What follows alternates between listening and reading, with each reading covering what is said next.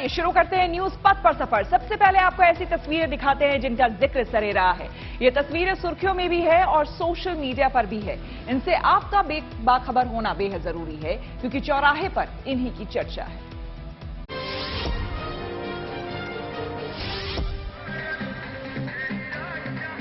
छत्तीसगढ़ के दुर्ग में अग्निवीर योजना के तहत नौसेना में भर्ती हुई एक लड़की का उसके गांव पहुंचने पर जोरदार स्वागत किया गया।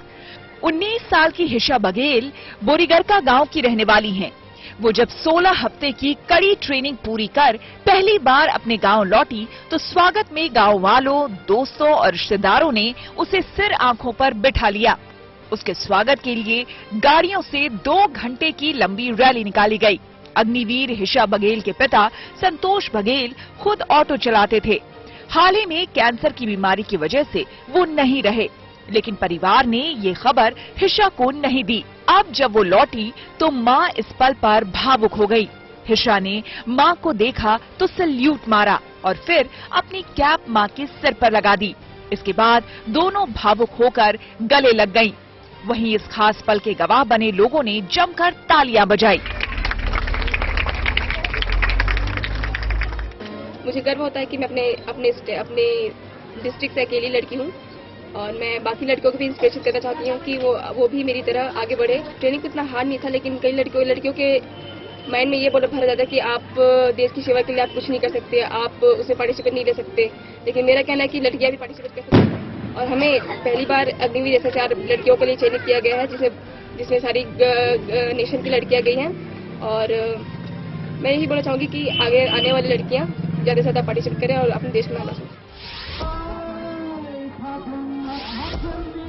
असम के बोगई गांव में बैशागु महोत्सव मनाया गया। इस दौरान कई लोग बिहू नृत्य करते नजर आए। इस महोत्सव का आयोजन ऑल बोडो स्टूडेंट्स यूनियन की ओर से किया गया, जिसमें बड़ी संख्या में बोडो मूल की महिलाएं भी पारंपरिक वेशभूषा में पहुंची। बैशागु पर्व बोडो जनजाति की ओर से मनाया जाने वाला असम का एक प्रसिद्ध त्योहार है। वसंत ऋतु या वहां का नया साल शुरू होने के मौके पर इसका जश्न मनाया जाता है।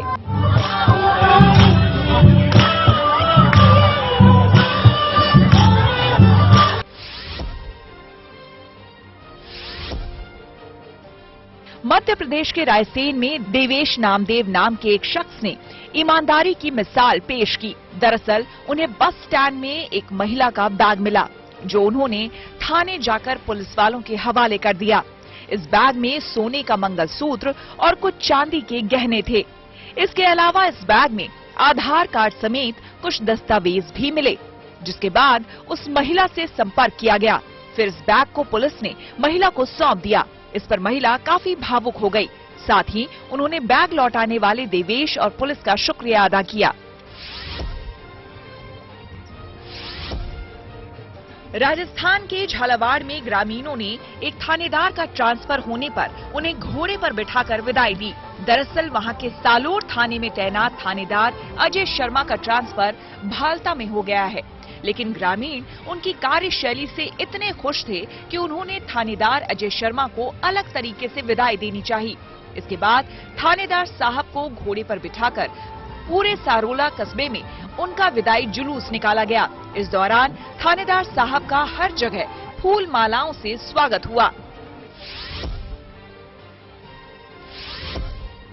पश्चिम बंगाल के कोलकाता में अलीपुर चिड़ियाघर में गर्मियों की तैयारी तेज कर दी गई है।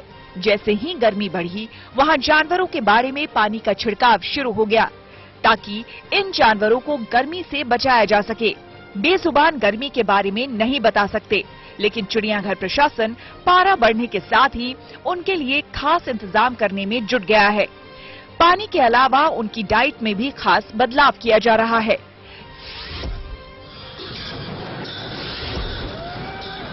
नेपाल के भक्तपुर में सालाना सिंदूर जात्रा उत्सव मनाया गया।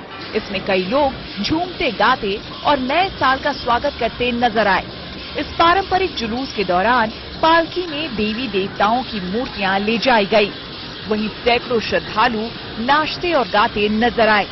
इस उत्सव में हिस्सा लेने वाले श्रद्धालुओं ने हवा में सिंदूर उड़ाया, साथ ही एक दूसरे के चेहरे पर भी ये सिंदूर लगाया।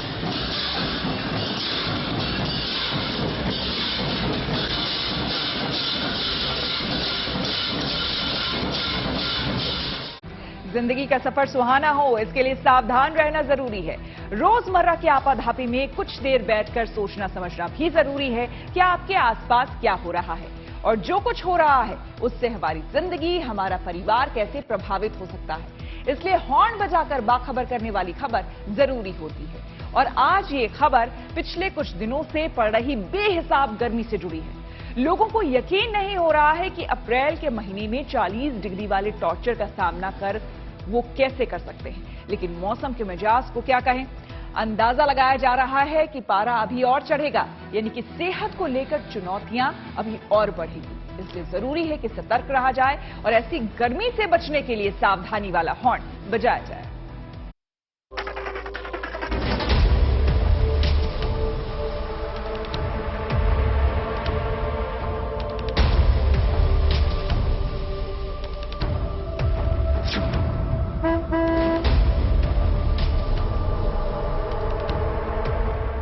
अभी तो अप्रैल है और अभी से ये हाल है कि घर से बाहर निकलना मुहाल है। आसमान से जैसे आग बरस रही है। दोपहर की धूप बर्दाश्त नहीं की जा सकती। जो लोग किसी काम की वजह से सड़कों पर हैं या जिनको कहीं जरूरी काम से जाना पड़ रहा है, वो गर्मी के सितम से परेशान हैं। शिकंजी या गन्ने के जूस से कुछ देर के लिए तो राहत मिलती है, लेकिन अगले ही पल गला फिर सूखने लगता है। करें तो करें क्या? गर्मी की तो अभी शुरुआत ही हुई है और हालात ऐसे हो गए हैं कि लू चलने की आशंका जताई जा रही है। यानी दिल्ली समेत उत्तर भारत के ज्यादातर राज्यों में पारा 40 के आसपास है। कहने की जरूरत नहीं कि मौसम की ये मनमानी सेहत के लिए खतरनाक है। खासकर बुजुर्गों और बच्चों के लिए तो ये बेहद सावधानी का वक्त है। पश्चिम बंगाल और त्रिपुरा में एहतियातन स्कूल बंद कर दिए गए हैं। दिल्ली के स्कूलों में जरूरी कदम उठाने के लिए सर्कुलर जारी किया गया है। समझा जा सकता है कि गर्मी की चुनौती बड़ी है और इससे सावधान रहने की जरूरत है। इसलिए हॉर्न बजाना भी जरूरी है।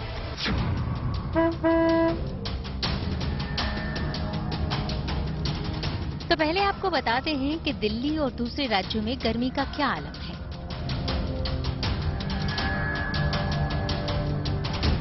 दिल्ली एनसीआर में शनिवार को तापमान 40.5 डिग्री सेल्सियस रहा। रविवार को भी अधिकतम तापमान करीब 40 डिग्री रहा और सोमवार को इसके 41 डिग्री होने का अनुमान है। मौसम विभाग के अनुसार अगले 5 दिनों तक अधिकांश राज्यों में तापमान 40 से 42 डिग्री के बीच बना रहेगा। मॉर्निंग वॉक आप गर्मियों के मौसम में करते हैं तो इसके फायदे के साथ साथ कुछ नुकसान भी होते हैं। अभी हम मौजूद हैं दिल्ली के कर्तव्य पथ पे, जहां पे सुबह के समय ही सूरज आपको चिलचिलाती दोपहर का एहसास करा रहा है। डॉक्टर्स कहते हैं कि जब आप गर्मियों के मौसम में एक्सरसाइज करते हैं तो आपकी बॉडी का नेचुरल कूलिंग सिस्टम धीरे धीरे कम होने लगता है। आपकी बॉडी जिस वजह से डिहाइड्रेट होने लगती है। डिहाइड्रेशन की वजह से आपको सिर दर्द, मसल्स क्रैम्प, हीट स्ट्रोक जैसी चीजों का सामना करना पड़ सकता है।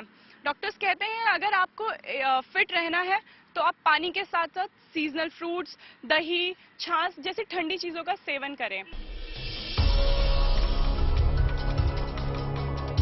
दिल्ली ही नहीं बल्कि उत्तर भारत में गर्मी का प्रकोप है। ऐसी बेहिसाब गर्मी सेहत के लिए ठीक नहीं, इसलिए जरूरी है कि कुछ सावधानियां बरती जाएं। डॉक्टर्स की सलाह है कि पर्याप्त मात्रा में पानी पीकर ही घर से बाहर निकलें। सफेद और हल्के रंग के कपड़े पहनें और हो सके तो आंखों पर चश्मा लगाएं। बाहर से आने के बाद ठंडा पानी न पिएं। बच्चों का खास ख्याल रखना जरूरी है। ध्यान रखना होगा कि उनके शरीर में पानी की कमी न हो। बच्चों को ढीले ढाले और हल्के कपड़े पहनाएं। बच्चों को सनबर्न से बचाने के लिए फुल स्लीव्स शर्ट और फुल पैंट पहनाएं।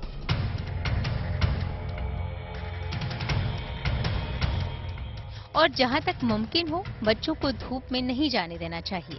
बच्चों के मामले में सावधान रहने के साथ अपना ख्याल रखना भी जरूरी है। खासकर वो लोग जो वर्कआउट करते हैं, उनको एहतियात बरतने होंगे। तेज गर्मी के दौरान एक्सरसाइज करने से आपको थकान ज्यादा होगी और डिहाइड्रेशन का खतरा रहेगा। इसलिए ध्यान रखें कि इस मौसम में सुबह 9 बजे से पहले वर्कआउट कर लें। उससे पहले पर्याप्त मात्रा में पानी पीना न भूलें। पानी बहुत जरूरी है, सो मैं हमेशा एक एक्स्ट्रा बॉटल कैरी करता हूँ। ये अभी मैंने एक और न्यू ऐड करी है। Definitely keep hydrating.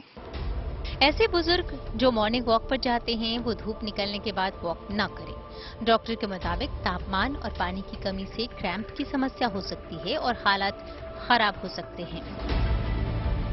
ज़्यादा हाइड्रेट करने के लिए, बॉडी हाइड्रेट करने के लिए 2 लीटर से ज़्यादा पानी पीना है सुबह, तो आपकी बॉडी फिट रहेगी। तो उसके बाद में जो उसके लिए विटामिन वगैरह खाने पड़ेगी, तो ऐसे मसल फिट रहेगा।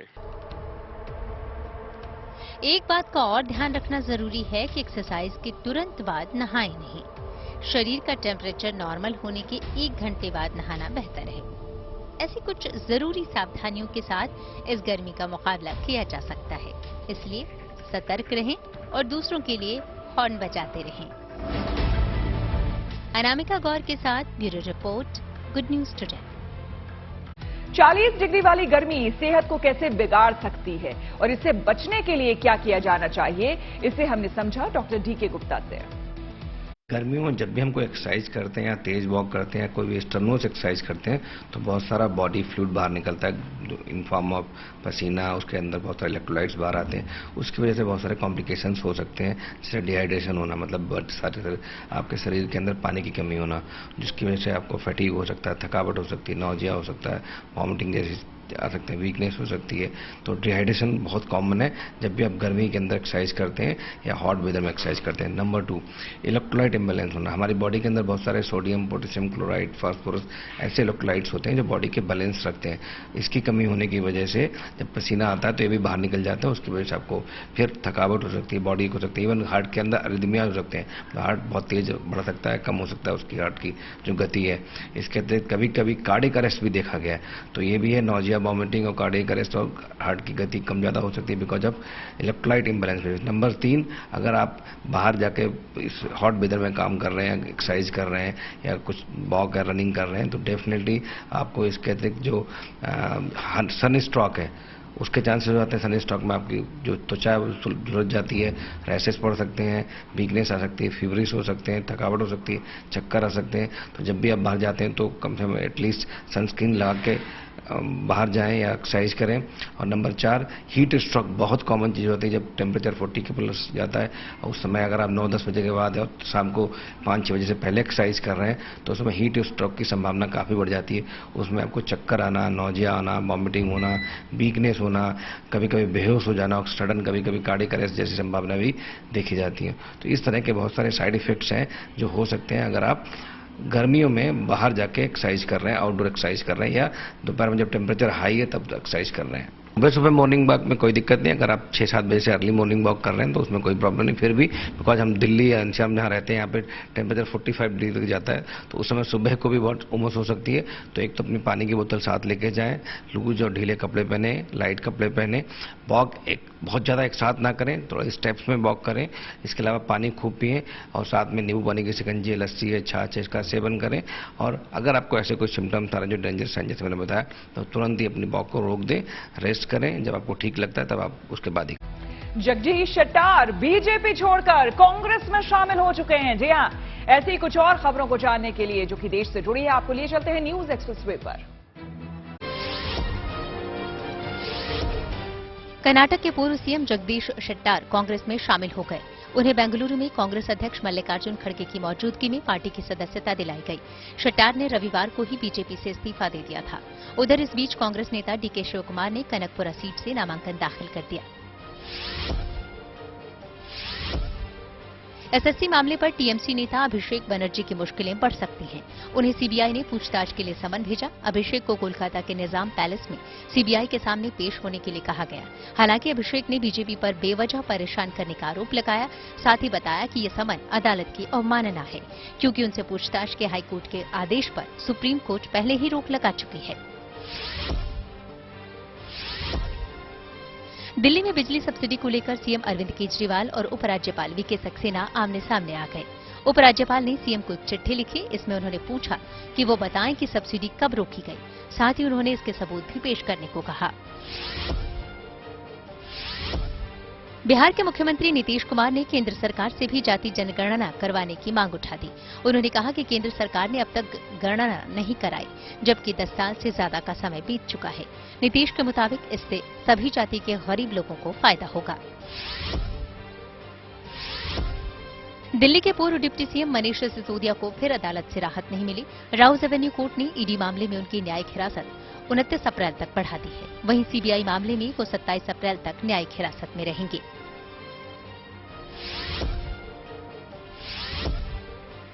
रेलवे की कमाई में काफी उछाल आया। उसने साल 2022-23 में 2,40,000 करोड़ रुपए का रेवेन्यू हासिल किया। ये पिछले साल के मुकाबले 25% ज्यादा रहा। अमरनाथ यात्रा के लिए सोमवार से रजिस्ट्रेशन शुरू हो गए। रजिस्ट्रेशन के लिए वेबसाइट या मोबाइल ऐप का इस्तेमाल किया जा सकता है। अमरनाथ यात्रा की शुरुआत 1 जुलाई से होगी। ये यात्रा 62 दिनों तक जारी रहेगी और 31 अगस्त को खत्म होगी। चलिए खबरों के एक्सप्रेसवे से आगे रुक करते हैं सियासी ढाबे का, जहां आज की सबसे दिलचस्प खबर मौजूद है। अतीक और अशरफ की हत्या के बाद यूपी में सियासी घमासान मच गया है। इतना ही नहीं, पुलिस कस्टडी में हुई हत्याकांड पर नीतीश और ममता बनर्जी भी सवाल उठा रहे हैं। हालांकि सरकार इस मामले की जांच करा रही है, सख्त कदम भी उठाए गए हैं, लेकिन विरोधी पार्टियां इसे बड़ा सियासी मुद्दा बनाने में जुटी हुई हैं।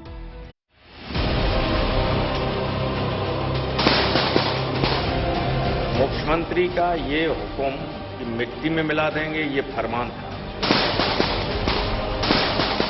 पुलिस की कस्टडी में जिस तरह से उनकी हलाकत हुई, लगता है कि यूपी में जंगल राज है। क्या चल रहा है देश में? जिसको मर्जी मार दो। अतीक और अशरफ दफनाए जा चुके हैं, पर मुद्दा जिंदा है।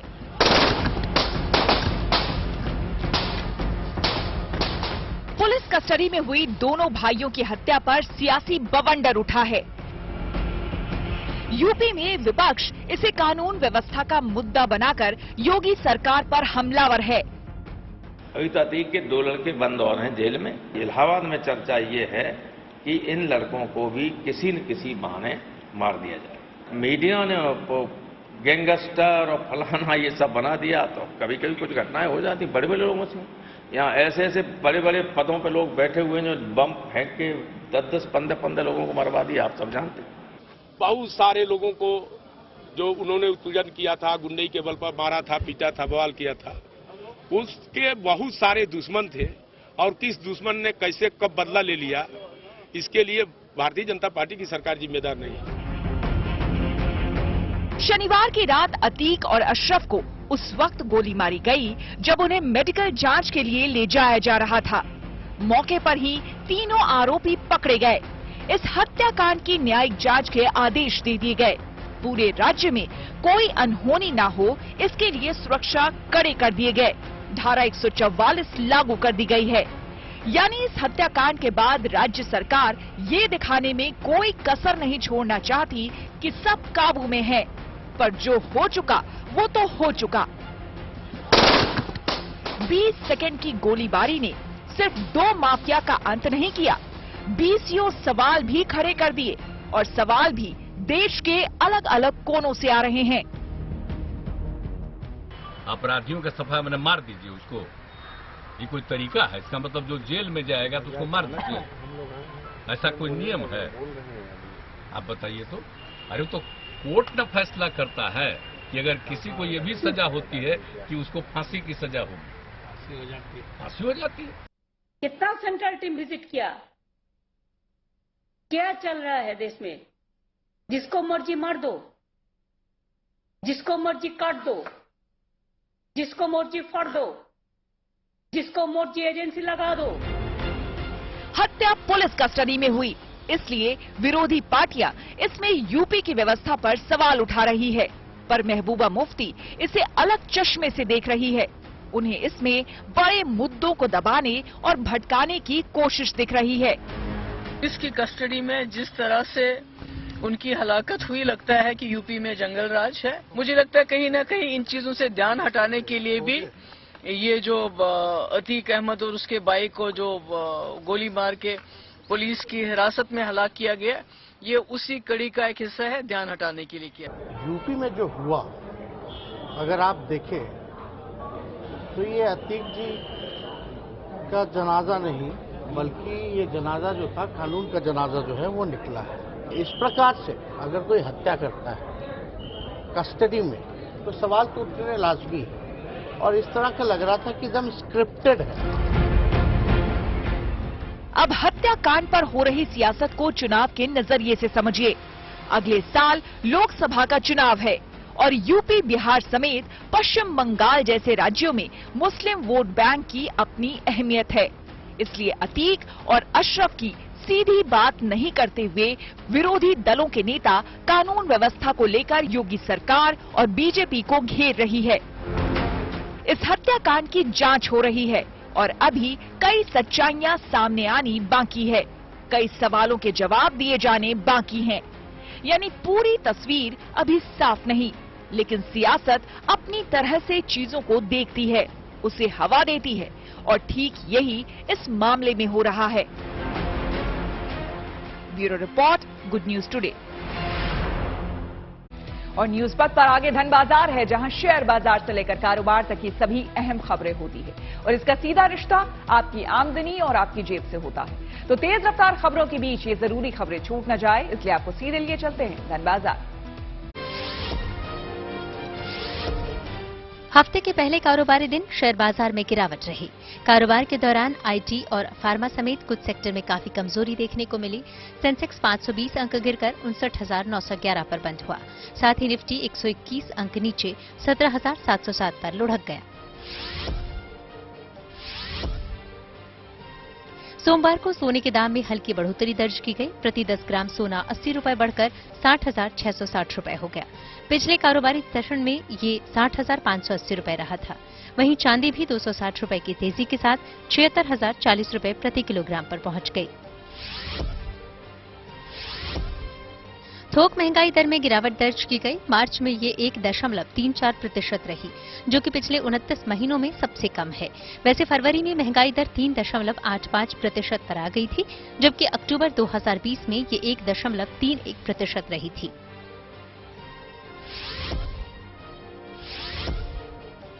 मारुति सुजुकी इंडिया ने अपने हल्के कमर्शियल व्हीकल सुपर कैरी का अपग्रेड वर्जन पेश कर दिया।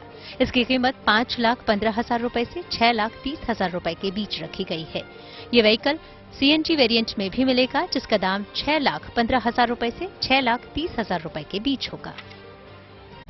सूरत के 4 युवकों ने मिलकर एक ऐसा रोबोट तैयार किया है जो न केवल सड़कों पर इंसानों की तरह चलता नजर आया, बल्कि आप अपनी जरूरत के हिसाब से उसे काम भी सौंप सकते हैं। फिलहाल ये ट्रायल पीरियड में है, लेकिन अभी से सोशल मीडिया पर खूब सुर्खियां बटोर रहा है। देखिए, ये नए किस्म का तांगा सूरत में इन दिनों खूब सुर्खियां बटोर रहा है। सड़क पर उतरते ही इसे देखने के लिए लोगों की भीड़ उमड़ पड़ती है। जब ये रोबोट तांगा खींचता है तो देखने वाले हैरानी से बस देखते रह जाते हैं। आपको बस लगाम थामनी है, फिर जहां मर्जी ले चलिए। पुराने जमाने में कभी तांगा चला करते थे और लोग उन पर सफर किया करते थे, लेकिन अब आधुनिक जमाना है और आधुनिक जमाने में कहीं न कहीं तांगा का जो आकार है वो बदल चुका है। हम इस वक्त बैठे हुए हैं, वो आप भी देख सकते हैं कि ये आधुनिक तांगा है और ये आधुनिक तांगे की लगाम मेरे हाथ में, और इस लगाम के जरिए हम इस आधुनिक तांगे को मोड़ सकते हैं और इसको हम चला सकते हैं। तो ये आधुनिक तांगा जो है सूरत की सड़कों पर चल रहा है। ये रोबोटिक तांगा तैयार किया है उन 4 युवकों ने मिलकर, जो अक्सर कुछ नया बनाने की जुगत में रहते हैं। इनकी उम्र 20 से 25 साल के बीच है, लेकिन सपने बड़े हैं। ये इंजीनियर लड़के सूरत के पांडेसरा इलाके में रहते हैं। इस रोबोट से पहले भी 4 रोबोट तैयार कर चुके हैं, अलग अलग जरूरतों के हिसाब से। हालांकि इनका कहना है कि ये रोबोट अभी पूरी तरह से बनकर तैयार नहीं हुआ है, अभी तो सिर्फ इसके पांव पर काम हुआ है। ट्रायल के लिए सड़क पर उतारा था, लेकिन लोगों के लिए ये कौतूहल का विषय बन गया और इसके वीडियोस वायरल हो गए। अभी इस पर बहुत काम होना बाकी है। इसमें सारे जो मैकेनिज्म है अभी पूरे बने ही नहीं है, सिर्फ लेग बना है, अभी इसका हैंड बाकी है, फेस बाकी है, पूरी बॉडी बाकी है। इसमें हम लोग अलग अलग सेंसर लगाने वाले, वो पूरा प्रोजेक्ट बाकी है अभी इसमें। और अगर मटेरियल की अभी हाल फिलहाल में बात करूं तो इसमें हमने MS के और मोटर, कंट्रोलर, थ्रोटर, अलग अलग टाइप के सेंसर यूज किए हुए हैं इसको चलाने के लिए। और खास करके इसमें हमने लिथियम आयन बैटरी यूज की है जो कम साइज में ज्यादा किलोमीटर रेंज देती है। फिलहाल इसे बनाने में इन्हें 25 दिन का समय लगा है, लेकिन इनका दावा है कि 6 महीने के भीतर ये रोबोट पूरी तरह से इंसानी शक्ल में बनकर तैयार हो जाएगा। और जब ये पूरी तरह से तैयार हो जाएगा तो ये आपकी बातों को सुनेगा भी और फॉलो भी करेगा। तब शायद इस लगाम की जरूरत नहीं रह जाएगी। जिस हिसाब से अभी बना है, इसके लेग पे काम हुआ है, तो अभी इसको तो हम लोग कहीं पे जो घूमने की जगह है और फन पर्पस है उसके लिए अभी यूज करते हैं। लेकिन आने वाले टाइम में जब हम इसको पूरा कंप्लीट करेंगे, जिसपे इसका हेड, लेग, फिंगर सभी चीजें काम करेंगे और ये आप जो बोलोगे वो सेंस करेगा, बोलेगा, सुनेगा। जैसे हम रोड पे चल रहे हैं सेम वैसा ये भी चलेगा। तो उस समय ये नॉर्मल सिटीजन्स के लिए, आर्मीज के लिए और अलग अलग जगह पे अलग अलग पर्पस के लिए ये रोबोट आपको यूज करते हुए देखने को मिलेगा। इस रोबोट को बनाने में अब तक 35,000 रुपए का खर्च आया है, लेकिन शुरुआत अगर इतनी शानदार है तो उम्मीद की जानी चाहिए कि जब इन युवा इंजीनियर्स का ये प्रोजेक्ट पूरा होगा तो हम सब के लिए एक अनूठी सौगात होगी। आधुनिक टांगे की लगाम मेरे हाथ में, और इस लगाम के जरिए हम इस आधुनिक टांगे को मोड़ सकते हैं और इसको हम चला सकते हैं। तो ये आधुनिक टांगा जो है सूरत की सड़कों पे चल रहा है। इसको बनाने वाले कौन है, इसको क्यों बनाया, कैसे चलता है? Sanjay Singh Rathore, good news today, Surat. News पथ पर आगे पब्लिक होर्डिंग पर अमरनाथ यात्रा से जुड़ी खबर है। हर साल बाबा बर्फानी के दर्शन से जुड़ी अमरनाथ यात्रा के लिए रजिस्ट्रेशन की शुरुआत हो गई है। आपको बता दें कि 62 दिन की अमरनाथ यात्रा के लिए सोमवार से देश भर में श्रद्धालुओं ने रजिस्ट्रेशन कराना शुरू कर दिया है। वेबसाइट के अलावा देश भर में 542 बैंक शाखाओं में रजिस्ट्रेशन की व्यवस्था की गई है। इनमें पंजाब नेशनल बैंक की 316 शाखाएं शामिल हैं। इस बार अमरनाथ यात्रा के लिए सिस्टम में आधार नंबर के जरिए प्रमाणित रजिस्ट्रेशन फॉर्म भरे जा रहे हैं। दक्षिण कश्मीर में 3,880 मीटर ऊंचाई पर स्थित पवित्र अमरनाथ गुफा में बाबा बर्फानी के दर्शन के लिए ये यात्रा की जाती है। 62 दिनों तक चलने वाली अमरनाथ यात्रा की शुरुआत 1 जुलाई से होगी और ये 31 अगस्त तक चलेगी। श्रद्धालु इस यात्रा को करने के लिए 2 रास्तों से जा सकते हैं। पहला 48 किलोमीटर लंबा पहलगाम से जाता है और दूसरा 14 किलोमीटर छोटा रास्ता बालटाल से होकर जाता है, जो कि कठिन है। यात्रा करने वाले श्रद्धालुओं के लिए प्रमाणित डॉक्टरों से हेल्थ सर्टिफिकेट लेना अनिवार्य है। इस बार श्री अमरनाथ जी श्राइन बोर्ड ने दुनिया भर में फैले श्रद्धालुओं के लिए सुबह और शाम की आरती का लाइव टेलीकास्ट करने की व्यवस्था की है। श्राइन बोर्ड के मुताबिक 13 साल से कम और 75 साल से ज्यादा उम्र के लोग इस यात्रा में शामिल नहीं हो सकते। इसके साथ ही 6 महीने की गर्भवती महिलाओं को भी अमरनाथ यात्रा के लिए रजिस्टर नहीं किया जाएगा। सैमसंग का नया स्मार्टफोन लॉन्च हो गया है। जी हां, टेक्नोलॉजी से जुड़ी ऐसी ही हर एक जरूरी खबर को जानने और समझने के लिए आपको लिए चलते हैं डिजिटल गली में। सैमसंग ने अपने ग्राहकों को एक और तोहफा दिया। उसने अपना एक नया smartphone Samsung Galaxy M14 5G launch किया है। इसकी शुरुआती कीमत 13,490 रुपए है। इसमें 4GB रैम और 128 GB स्टोरेज मिलेगी। वहीं 6GB रैम और 128 GB स्टोरेज वेरिएंट की कीमत 15,490 रुपए होगी। आईफोन बनाने वाली कंपनी एप्पल का स्टोर मंगलवार को मुंबई में खुल जाएगा। ये कंपनी का भारत में पहला रिटेल स्टोर होगा। इसे मुंबई के बांद्रा कुर्ला कॉम्प्लेक्स में खोला जाएगा। ट्रू कॉलर ने अपने यूजर्स की सुरक्षा के लिए एक और कदम उठाया। अब उसने SMS धोखाधड़ी से बचने के लिए नया अपडेट जारी किया। दावा है कि इसके जरिए यूजर्स कई तरह की संभावित धोखाधड़ी से बच सकेंगे। न्यूज पथ पर अब सोशल अड्डा पर थोड़ा सा रुकते हैं और आज के मुद्दे पर लोगों की राय जानते हैं। सोशल अड्डा में आज का मुद्दा बिहार में शराबबंदी से जुड़ा है। बिहार के मुख्यमंत्री नीतीश कुमार ने जहरीली शराब से मौत पर अपना रुख बदल दिया है। नीतीश कुमार ने घोषणा की कि बिहार में अब जहरीली शराब पीने से मौत होने पर सभी पीड़ित परिवारों को 4-4 लाख रुपए का मुआवजा दिया जाएगा। मुख्यमंत्री नीतीश कुमार ने मोतिहारी में जहरीली शराब से मौत की घटना पर दुख जताते हुए ये बात कही। नीतीश कुमार ने कहा कि सिर्फ मोतिहारी ही नहीं बल्कि इससे पहले 2016 के बाद से जितने लोगों की शराब पीने से मौत हुई है उनके परिवारों को मुआवजा दिया जाएगा। हालांकि इसके लिए सीएम नीतीश कुमार ने एक शर्त रखी। शर्त ये कि पीड़ित परिवारों को डीएम के यहाँ ये लिखकर देना होगा कि मरने वाले व्यक्ति ने शराब पी थी जिससे उसकी मौत हुई। शराबबंदी को लेकर घिरे मुख्यमंत्री नीतीश कुमार ने पहले शराब पीने से मौत पर मुआवजा नहीं देने की बात कही थी, तब ये भी कहा था कि गलत चीज पियोगे तो मरोगे। लेकिन अब उनके रुख बदलने पर यह सवाल उठने लाजमी है कि ये उनके रुख में नरमी कहीं चुनाव को देखते हुए तो नहीं आई है। अब जिस परिवार का कोई मरा है उस परिवार के लोग साफ तौर पर ये बता दें कि भाई हमारे परिवार के लिए थे और कहां से ले लिए पी लिए उसके चलते मर गए। हम लोगों को भी काफी उनको तो दुख है, तकलीफ है, और ये भी कह दें कि हाँ साहब शराब नहीं पीना चाहिए। हम सब लोगों को प्रेरित करेंगे शराब नहीं पिए, और ये सब बात करके एक लिखित तौर पर भेज देगा डीएम के यहाँ। तो हमने ये तय कर दिया कि ये लोग एक एक चीज का जिसका भी डेथ हुआ है सब तो देख ही रहे हैं ना भाई, तो एक एक चीज को देख लेंगे और कौन गड़बड़ किया है जिसके चलते उसका डेथ हुआ, ये सब चीज तो कर ही रहे हैं। लेकिन परिवार भी अपना बता दे और वो कह दे कि साहब हम लोग शराबबंदी के पक्ष में हैं और जहरीला शराब पिए हैं, ये दुख की बात है, और हम लोग भी प्रेरित लोगों को करेंगे कि मत पियो। ये कहते हुए वो अपना भेज देगा कि हम लोगों को तकलीफ है, तो हम लोग बिल्कुल सरकार की तरफ से उसके परिवार को हम सोच लिए कि हम 4 लाख रुपया उसको हम मदद करें। बिहार में शराबबंदी लागू हुए 7 साल हो गए हैं। लगता है कि 7 साल का सफर शराबबंदी का सफल रहा है बिहार में? नहीं, सफल नहीं रहा है, इसलिए कि आज के तारीख में भी खुलेआम होम डिलीवरी हो रहा है और जो गरीब लोग हैं जो कि महंगा नहीं खरीद पाते हैं वो जहरीली शराब पी के मर रहे हैं। क्यों सफल नहीं हो पाया? कारण आपको क्या लगता है? आप भी बिहार के एक नागरिक हैं।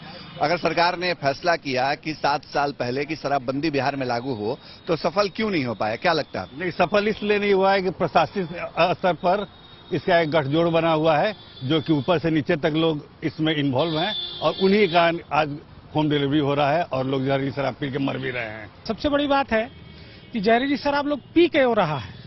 जो लोग पी रहे हैं तो योगी जी की तरह उनका भी घर ढा दीजिए, नहीं बनाएंगे। मतलब जो बुलडोजर मॉडल है उसको लागू कर। हाँ, बुलडोजर बाबा को बुलाइए, यहाँ बुला के तोड़वा दीजिए। आप भी बुलडोजर बाबा बनिए, उसको उसका घर तोड़वा दीजिए। जो शराब बना रहा है जहरीली शराब, उसका घर तोड़वा दीजिए।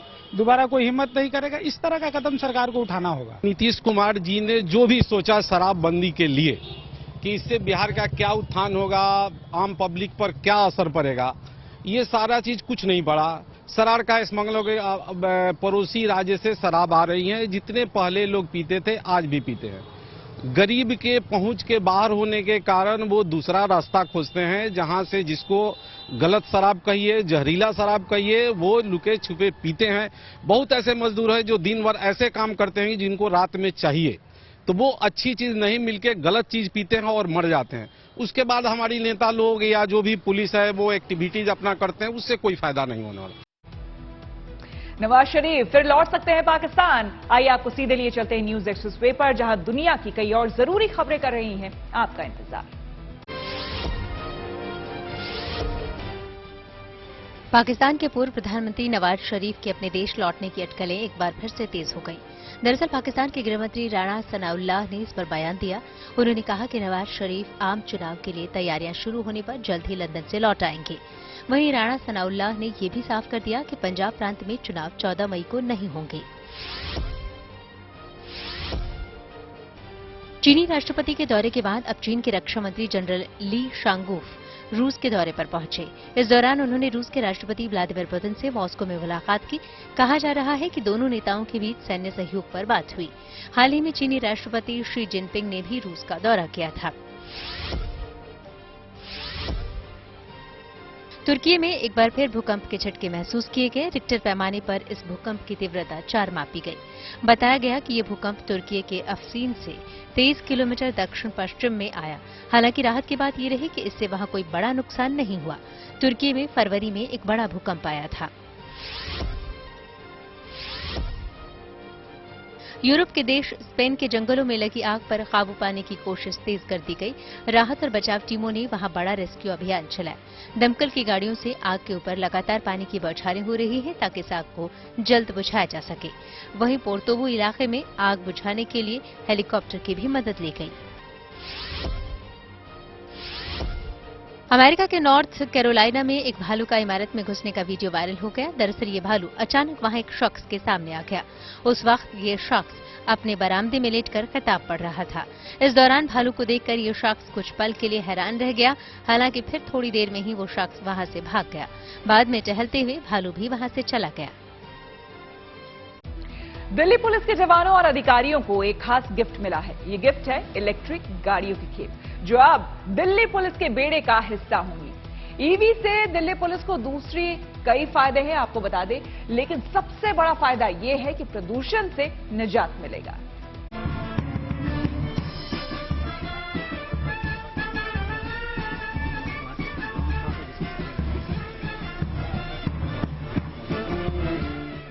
सदैव आपके साथ का भरोसा दिलाने वाली दिल्ली पुलिस अब पर्यावरण का साथ देने भी जा रही है।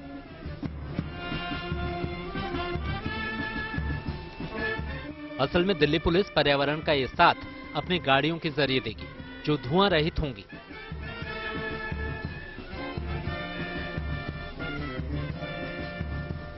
गुड न्यूज ये है कि दिल्ली पुलिस के बेड़े में इलेक्ट्रिक गाड़ियों को शामिल कर लिया गया है।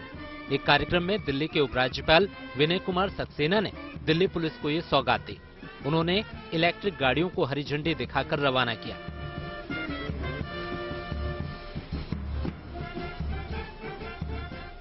दरअसल दिल्ली पुलिस के बेड़े को मजबूत करने के क्रम में 800 गाड़ियां मिलनी हैं, जिसमें 250 गाड़ियों की पहली खेप उसको मिल गई है।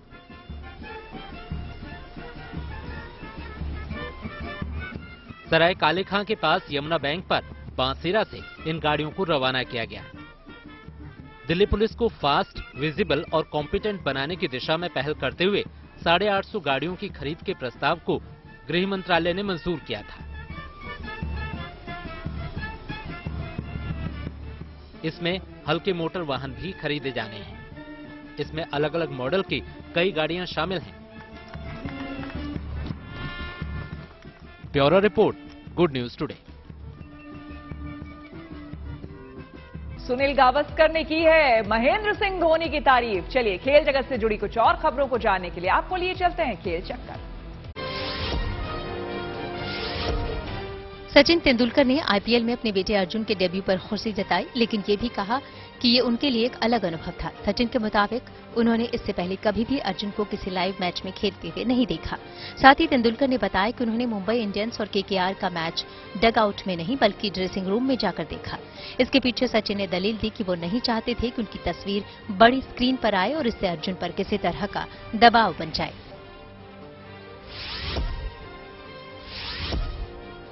सुनील गावस्कर ने चेन्नई सुपर किंग्स के कप्तान महेंद्र सिंह धोनी की तारीफ। उन्होंने धोनी को इंडियन प्रीमियर लीग के इतिहास का सर्वश्रेष्ठ कप्तान करार दिया। गावस्कर के मुताबिक उनके जैसा कप्तान न कभी हुआ और न ही भविष्य में होगा। Men's hockey Asian championship trophy की मेजबानी भारत करेगा। इसके मुकाबले चेन्नई में खेले जाएंगे। ये टूर्नामेंट 3 से 13 अगस्त तक आयोजित होगा। पुरुष हॉकी जूनियर एशिया कप का शेड्यूल भी जारी कर दिया गया। इसमें भारत और पाकिस्तान को एक ही ड्रॉ में शामिल किया गया। इस साल 23 मई से 1 जून के बीच ये टूर्नामेंट ओमान के सलालाह में आयोजित किया जाएगा। एशियन हॉकी फेडरेशन ने इसका ऐलान किया। इस टूर्नामेंट में कुल 10 टीमें हिस्सा लेंगी।